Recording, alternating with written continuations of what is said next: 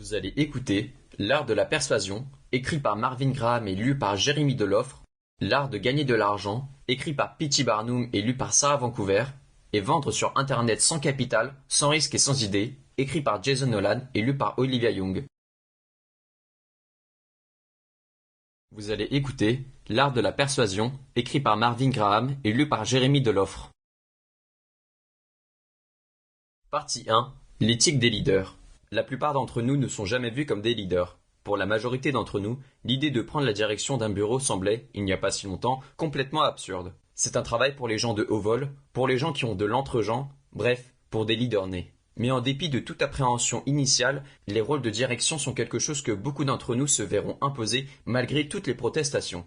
Dans la grande majorité des secteurs d'activité, le progrès et l'augmentation de salaire impliquent d'assumer davantage de responsabilités. Et cette responsabilité prendra très souvent la forme d'un rôle de direction. Vous ne pouvez progresser qu'à un certain point avant d'avoir du personnel sous vos ordres, et plus vous grimpez les échelons, plus les gens commenceront à vous demander des conseils, et plus vous serez responsable de personnes. Il ne reste alors que deux choix. Fuir la pression, les responsabilités et vivre avec le modeste salaire qui en découle, ou apprendre à se prendre en main. Et devinez quoi ? Lorsque vous acceptez ce rôle et devenez le leader que vous pouvez être, vous découvrirez alors que c'est l'une des meilleures expériences imaginables pour votre croissance et votre développement personnel. Vous deviendrez de plus en plus confiant, de plus en plus capable et de plus en plus autoritaire, et cela peut complètement transformer la façon dont vous voyez. Et maintenant, la grande question est, peut-on apprendre le leadership ? Certaines personnes sont-elles simplement destinées à être de bons leaders, tandis que d'autres seront à jamais méprisées et maladroites dans ce rôle ? Eh bien, si certaines personnes sont nées avec, il est certainement possible d'apprendre les compétences nécessaires au leadership si vous ne les avez pas déjà. Et il se trouve que c'est exactement ce que ce livre est sur le point de faire pour vous. Poursuivez donc votre lecture et préparez-vous à apprendre les tenants et les aboutissants du leadership et ce qu'il faut pour inspirer une équipe et en tirer le meilleur parti.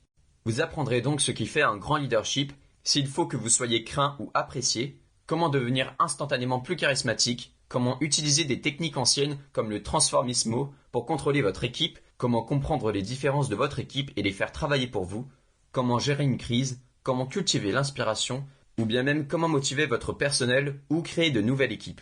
Une fois que vous aurez affiné ces compétences, vous constaterez qu'elles deviennent puissantes non seulement au bureau et dans les salles de réunion, mais aussi dans tous les autres domaines de la vie. Préparez-vous alors à devenir un ami plus inspirant et un parent plus efficace. Étape numéro 1. Quelles sont les qualités que vous devez avoir en tant que grand leader ? Le meilleur point de départ est peut-être de se demander ce qui fait un grand leader. Quel est l'objectif final ? À quoi aspirez-vous ? Lorsque nous pensons aux grands leaders, nous pensons souvent à des types de super-héros ultra inspirants, des personnes aux poitrines héroïques et gonflées, aux voix puissantes et à l'air cool et confiant. Ils savent toujours ce qu'il faut faire et ont la capacité étonnante de débiter des discours de motivation et d'inspiration en un clin d'œil. Personne ne défie jamais ces grands leaders parce qu'ils ne le veulent pas. Les grands leaders sont si justes et si sages qu'ils n'en ont pas besoin. Mais si quelqu'un les contrariait, il serait immédiatement remis à sa place par un jugement sévère mais juste et une autorité incontestable. Ce sont les leaders qui nous font nous sentir en sécurité, qui dirigent nos navires dans des eaux inconnues et qui nous donnent l'impression que nous pouvons tout faire en équipe. Ce sont les héros tout droit sortis des dessins animés. Il y a de fortes chances que vous ayez connu quelques personnes de ce genre au cours de votre vie. Peut-être avez-vous un parent qui est vraiment cette figure sage et omnisciente, ou peut-être avez-vous eu un professeur qui vous a inspiré lorsque vous étiez plus jeune et qui vous a aidé à faire les choix de carrière qui vous ont mené là où vous êtes aujourd'hui. Vous connaissez peut-être aussi des personnages célèbres de la vie réelle qui correspondent à cette définition. Peut-être connaissez-vous quelques célébrités que vous admirez ou quelques personnages historiques. Mais pour la plupart, ce n'est pas la réalité de ce qui fait un bon leader. Si toutes ces choses peuvent certainement vous aider à inspirer des adeptes, elles ne sont certainement pas nécessaires pour que vous deveniez un leader efficace. Et c'est tant mieux, car ce serait une sacrée pression à se mettre. Alors, qu'est-ce qui fait un bon leader ? Quelle est la condition minimale d'admission ? Bien sûr, il s'agit d'un concept quelque peu abstrait qui ne peut être satisfait par une réponse simple. Mais faisons de notre mieux. En définitive, le meilleur leader est celui qui obtient des résultats. Et il le fait en organisant, en stabilisant et en motivant une équipe afin d'obtenir d'elle plus que ce qu'elle serait capable d'accomplir seule.